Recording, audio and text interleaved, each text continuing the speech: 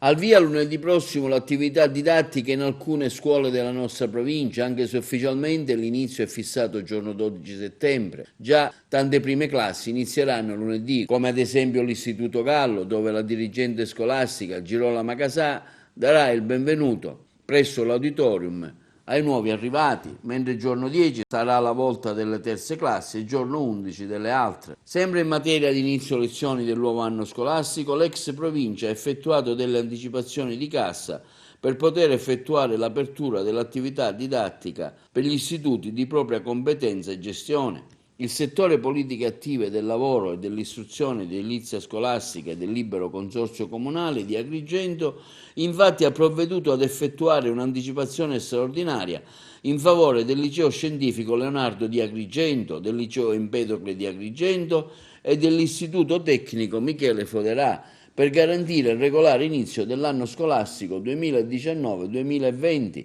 L'impegno delle somme copre infatti le spese di trasloco derivanti dal piano di razionalizzazione dell'utilizzo degli edifici scolastici di competenza dell'ente in seguito all'approvazione del piano di dimensionamento e razionalizzazione della rete scolastica della Sicilia per l'anno scolastico in corso